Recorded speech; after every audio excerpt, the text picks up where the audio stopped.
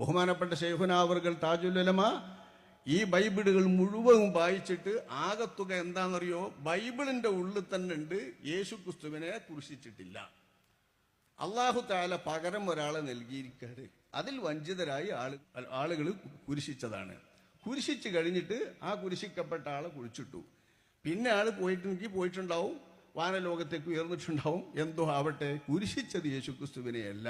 മർക്കസുൽ Bishara എന്ന പേരിൽ മുസ്ലിം നാമധാരികളായിട്ടുള്ള ഫാദർമാരും അച്ഛന്മാരും ഫാദർ അലവിയുടെ നേതൃത്വത്തിൽ മഞ്ചേരി കേന്ദ്രമാക്കിക്കൊണ്ട് ക്രിസ്ത്യാനിസത്തിലേക്ക് ആളുകളെ കൂട്ടിക്കൊണ്ട് നടന്ന ആ ഒരു വേളയിൽ യഥാർത്ഥത്തിൽ പ്രാമാണികമായി ആ വിഭാഗത്തോട് നേരിടാൻ പറ്റുന്ന വിധം അന്ന് നുസ്രത്തുൽ അനാമാണ് വിഷയം കൈകാര്യം ചെയ്തത്. അന്ന് നുസ്രത്തുൽ അനാം വിഷയം കൈകാര്യം ചെയ്തത് എങ്ങനെയാണെന്നറിയുമോ? പുതിയ ബൈബിളും പഴയ ബൈബിളിലെ പ്രധാനപ്പെട്ട ഭാഗങ്ങളും പുതിയ നിയമവും പഴയ നിയമവും മൊത്തമായി ആദ്യം ശൈഖുനാ അവർകൾ വായിപ്പിച്ചു.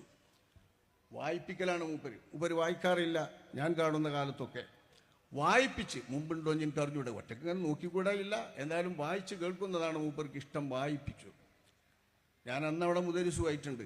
അപ്പം അതുകൊണ്ട് അന്നുള്ളവരിൽ തിരുവനന്തപുരത്തുകാരൻ സമദ്, ആറ്റിങ്ങൽ സമദ് മൗലവി എന്ന് പറയുന്ന ആ സമദനെ കൊണ്ടാണ് വായിപ്പിച്ചത്.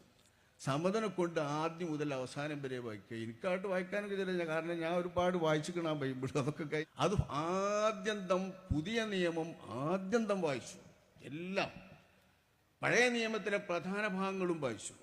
ഇത് വായിച്ചിട്ട് ബൈബിൾ കൊണ്ട് തന്നെ യേശു ക്രിസ്തുവിനെ കുരിശിച്ചിട്ടില്ല എന്നാണ് ശൈഖുനാ അവർകൾ എഴുതിയത്.